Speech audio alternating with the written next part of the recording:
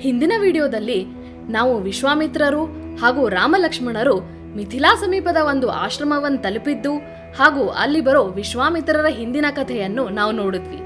ಆ ವಿಡಿಯೋದ link description box ಅಲ್ಲಿ ಇದೆ. ದಯವಿಟ್ಟು ಆ ವಿಡಿಯೋ ನೋಡಿ, ಆಮೇಲೆ ಈ ವಿಡಿಯೋ ನೋಡಿ, ಯಾಕಂದ್ರೆ ಇವೆರಡು ಕಥೆಗಳಿಗೆ ಸ್ವಲ್ಪ ಸಂಬಂಧ ಇದೆ. ಆ ಆಶ್ರಮದ ಪರಿಸರವನ್ನು ಗಮನಿಸಿ ಶ್ರೀರಾಮ ವಿಶ್ವಾಮಿತ್ರರಿಗೆ ಕೇಳ್ತಾನೆ, ಇದು ಯಾರ ಆಶ್ರಮ, ಇಲ್ಲಿ ಯಾರಿರ್ತಾರೆ ಅಂತ.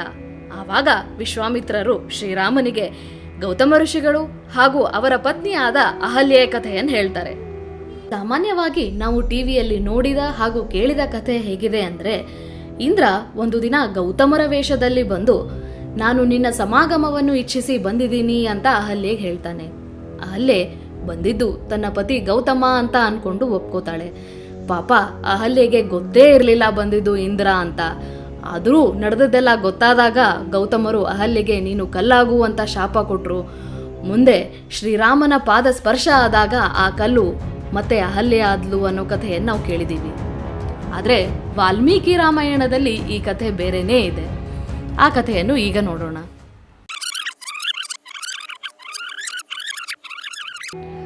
ವಿಶ್ವಾಮಿತ್ರರು ಶ್ರೀರಾಮನಿಗೆ ಅಹಲ್ಯೆಯ ಕಥೆಯನ್ನು ಹೇಳೋಕೆ ಶುರು ಮಾಡ್ತಾರೆ.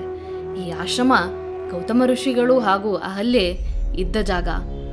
ಒಂದು ದಿನ ಇಂದ್ರ ಗೌತಮರ ವೇಷವನ್ನು ಧರಿಸಿ ಅಹಲ್ಯೆಯ ಕಡೆ ಹೋಗ್ತಾನೆ. ನಾನು ನಿನ್ನ ಸಮಾಗಮವನ್ನು ಇಚ್ಛಿಸಿ ಬಂದಿದ್ದೀನಿ ಅಂತ ಹೇಳ್ತಾನೆ.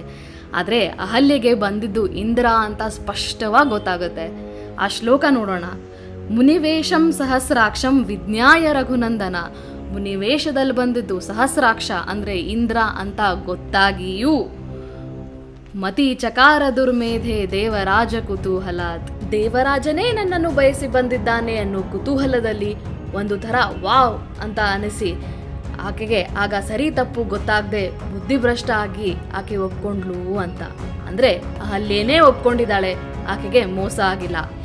ಮುಂದೆ ಅಹಲ್ಯೆನೇ ಹೇಳ್ತಾಳೆ, ನಾನು ಕೃತಾರ್ಥನಾದೆ ದೇವರಾಜ, ಈಗ ನೀನು ಬೇಗ ಹೋಗು, ಗೌತಮರಿಂದ ನಿನ್ನನ್ನೂ ಕಾಪಾಡ್ಕೋ ನನ್ನನ್ನೂ ಕಾಪಾಡು ಅಂತಾಳೆ. ಅಷ್ಟೊತ್ತಿಗೆ ಗೌತಮರು ಬರ್ತಾರೆ. ನಡೆದಿದ್ದೆಲ್ಲ ಅವ್ರಿಗೆ ಗೊತ್ತಾಗುತ್ತೆ. ನೀನು ನಪುಂಸಕನಾಗು ಅಂತ ಇಂದ್ರನಿಗೆ ಶಾಪ ಕೊಡ್ತಾರೆ. ಅಹಲ್ಯೆ ಕಡೆ ನೋಡಿ ಆಕೆಗೆ ಹೇಳ್ತಾರೆ, ನೀನು ಊಟ ಇಲ್ಲದೆ ಬರೀ ಗಾಳಿ ತಿಂದು ಯಾರಿಗೂ ಕಾಣದೆ ಇಲ್ಲೇ ಇರ್ತೀಯ. ಮುಂದೊಂದು ದಿನ ಯಾವತ್ತು ಶ್ರೀರಾಮ ಇಲ್ಲಿ ಬರ್ತಾನೋ ಅವತ್ತು ನೀನು ಶುದ್ಧ ಆಗ್ತೀಯಾ ಅಂತ ಆಕೆಗೂ ಶಾಪ ಕೊಟ್ಟು ತಾವೂ ತಪಸ್ಸು ಮಾಡೋಕೆ ಹಿಮಾಲಯಕ್ಕೆ ಹೊರಟು ಹೋಗ್ತಾರೆ. ಆ ದೇವರೂಪಿಣಿಯಾದ ಅಹಲ್ಯೆ ಈಗಲೂ ಇಲ್ಲೇ ತಪಸ್ಸು ಮಾಡ್ತಾ ಇದ್ದಾಳೆ. ವಿಶ್ವಾಮಿತ್ರರು ಬಳಸೋ ಪದ ಗಮನಿಸಿ. ದೇವರೂಪಿಣಿಯಾದ ಅಹಲ್ಯೆ, ದೇವತೆ ಸಮಾನವಾದ ಅಹಲ್ಯೆ ಅಂತಾರೆ ಹೊರತು ತಪ್ಪು ಮಾಡಿದ ಅಹಲ್ಯೆ ಅಥವಾ ಶಾಪಿತ ಅಹಲ್ಯೆ ಅನ್ನೋದಿಲ್ಲ. ಯಾಕೆ ಅಂತ ಮುಂದೆ ನೋಡೋಣ.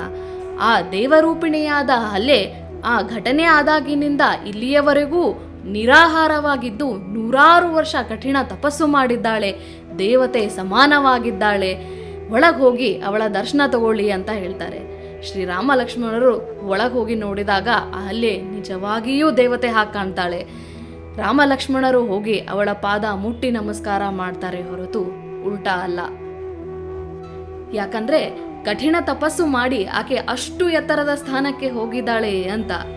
ಅನೇಕ ಸರ್ತಿ ಪ್ರಯತ್ನ ವಿಫಲ ಆಗಿಯೂ ಸೋತುನೂ ಕೂಡ ಕೌಶಿಕ ವಿಶ್ವಾಮಿತ್ರನಾಗಬಲ್ಲ ಅಂದ್ರೆ ಒಮ್ಮೆ ತಪ್ಪು ಮಾಡಿ ಕಠಿಣ ತಪಸ್ಸು ಮಾಡಿದ ಅಹಲ್ಯೆ ಖಂಡಿತವಾಗಿಯೂ ದೇವರೂಪಿಣಿ ಅಲ್ವಾ? ಹಾಗೂ ಇದು ವಿಶ್ವಾಮಿತ್ರರಿಗಿಂತ ಚೆನ್ನಾಗಿ ಯಾರಿಗೆ ಅರ್ಥ ಆದೀತು? ಅದಕ್ಕೆ ಅವರು ಅಹಲ್ಯೆಯನ್ನು ದೇವರೂಪಿಣಿ ಅಂತ ಅನ್ನೋದು. ಹಾಗೆ ನೋಡಿದ್ರೆ ಅವರಿಬ್ಬರ ಕಥೆಯೂ ಒಂದೇ. ತಪಸ್ಸು ಮಾಡಿ ಮನುಷ್ಯನಲ್ಲಿ ಸಹಜವಾಗಿರೋ ಕಾಮ, ಕ್ರೋಧ, ಲೋಭ, ಮೋಹ, ಮದ ಹಾಗೂ ಮಾತ್ಸರ್ಯವನ್ನು ಜಯಿಸಿದ ಕಥೆ. ಜಯಿಸಿ ಅವರು ಎಷ್ಟು ಎತ್ತರದ ಸ್ಥಾನಕ್ಕೆ ಹೋದ್ರು ಅಂತಂದ್ರೆ ವಿಶ್ವಾಮಿತ್ರರಿಗೆ ಶ್ರೀರಾಮನಿಗೂ ಗುರು ಆಗೋ ಅವಕಾಶ ಸಿಗುತ್ತೆ. ಅಹಲ್ಯೆಗೆ ಶ್ರೀರಾಮ ಪಾದ ಮುಟ್ಟಿ ನಮಸ್ಕಾರ ಮಾಡಿ ಆಕೆ ಲೋಕವಂದ್ಯಳು ಅಂತ ತೋರಿಸ್ತಾನೆ. ಈ ಎರಡು ಕಥೆಗಳಿಂದ ನಾವು ಕಲಿಬೇಕಾಗಿದ್ದೇನೆಂದ್ರೆ, ಮನುಷ್ಯರಾಗಿರೋ ನಾವು ಒಂದೊಂದು ಸಲ ಕಾಮ, ಕ್ರೋಧ, ಮೋಹಗಳಿಗೆ ಒಳಗಾಗಿ ತಪ್ಪು ಮಾಡ್ತೇವೆ. ಹಾಗಂತ ಎಲ್ಲ ಮುಗಿದೋಯ್ತಾ? ಇಲ್ಲ. ನಾವು ನಮ್ಮ ತಪ್ಪನ್ನು ಒಪ್ಕೊಂಡು ಪ್ರಾಯಶ್ಚಿತ ಮಾಡೋದಾದ್ರೆ ಕೌಶಿಕರು ಹೇಗೆ ವಿಶ್ವಾಮಿತ್ರರಾದರೋ, ಅಹಲ್ಯೆ ಹೇಗೆ ದೇವತೆಯಾದ್ಲೋ, ಹಾಗೆಯೇ ಉತ್ತಮ ಸ್ಥಾನಕ್ಕೆ ಹೋಗೋ ಅವಕಾಶ ನಮ್ಮಲ್ಲೂ ಪ್ರತಿಯೊಬ್ಬರಿಗಿರುತ್ತೆ. ಆದರೆ ಆ ದಿಕ್ಕಿನಲ್ಲಿ ನಮ್ಮ ಪ್ರಯತ್ನ ಅನಿವಾರ್ಯ. ಈಗ ಕಥೆಗೆ ವಾಪಸ್ ಬರೋಣ. ಶ್ರೀರಾಮನೇ ಅಹಲ್ಯೆಯನ್ನ ದೇವತೆ ಅಂತ ಅಂದಮೇಲೆ ಮುಗಿತಲ್ಲ, ಗೌತಮರು ವಾಪಸ್ ಬರ್ತಾರೆ. ಅಹಲ್ಯೆ ಹಾಗೂ ಗೌತಮ ಋಷಿಗಳು ಮತ್ತೆ ಒಂದಾಗ್ತಾರೆ. ನನಗೆ ಗೊತ್ತು, ವಾಲ್ಮೀಕಿ ರಾಮಾಯಣದ ಪ್ರಕಾರ ಅಹಲ್ಯೆ ಕಲ್ಲಾಗೋದಿಲ್ಲ ಅಂತಂದ್ರೆ ನಿಮ್ಮಲ್ಲಿ ಅನೇಕರಿಗೆ ಶಾಕ್ ಆಗುತ್ತೆ ಅಂತ. ಮೊದಲ ಸರ್ತಿ ವಾಲ್ಮೀಕಿ ರಾಮಾಯಣ ಓದಿದಾಗ ನನಗೂ ಹಾಗೆ ಆಗಿತ್ತು. ಮುಂದೆಯೂ ಕಥೆಯಲ್ಲಿ ನಾವು ಅನ್ಕೊಂಡಿರೋದಕ್ಕೆ ಹಾಗೂ ವಾಲ್ಮೀಕಿ ರಾಮಾಯಣಕ್ಕೆ ಇರುವ ವ್ಯತ್ಯಾಸವನ್ನ ನಾವು ನೋಡ್ತೀವಿ. ಹೀಗೆ ಯಾಕಾಗಿದೆ ಅಂತಂದ್ರೆ ನಾವು ನಮ್ಮ ಇತಿಹಾಸವನ್ನು ತಿಳ್ಕೊಳ್ಳೋದಕ್ಕೆ ಟಿವಿ ಹಾಗೂ ಇಂಟರ್ನೆಟ್ ಅನ್ನ ಅವಲಂಬಿಸಿದ್ದೀವಿ. ಸ್ವತಃ ಅಧ್ಯಯನ ಮಾಡೋದನ್ನ ನಿಲ್ಲಿಸ್ಬಿಟ್ಟಿದ್ದೀವಿ. ನಮ್ಮ ಇತಿಹಾಸಗಳಾದ ರಾಮಾಯಣ ಹಾಗೂ ಮಹಾಭಾರತ ಇರೋದು ಅದರಿಂದ ಸರಿಯಾದ ಪಾಠಗಳನ್ನು ಕಲಿತು ನಮ್ಮ ಜೀವನವನ್ನು ನಾವು ಚೆನ್ನಾಗಿ ನಡೆಸಲಿ ಅಂತ. ಆದರೆ ಸರಿಯಾದ ಪಾಠಗಳನ್ನು ಕಲಿಯೋಕೆ ನಾವು ಮೊದಲು ಸರಿಯಾದ ಇತಿಹಾಸವನ್ನು ಓದೋದು ಅನಿವಾರ್ಯ.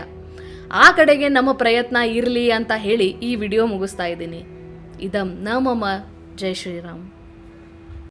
ಈ ವಿಡಿಯೋ ನಿಮಗಿಷ್ಟ ಆಗಿದ್ರೆ ದಯವಿಟ್ಟು ನಮ್ಮ ಚಾನಲ್ಗೆ ಸಬ್ಸ್ಕ್ರೈಬ್ ಮಾಡಿ, ನಮ್ಮ ವಿಡಿಯೋ ಲೈಕ್ ಹಾಗೂ ಶೇರ್ ಮಾಡಿ, ಹೆಚ್ಚು ವಿಡಿಯೋಗಳನ್ನು ಮಾಡಲು ನಮಗೆ ಪ್ರೋತ್ಸಾಹಿಸಿ. ಧನ್ಯವಾದಗಳು.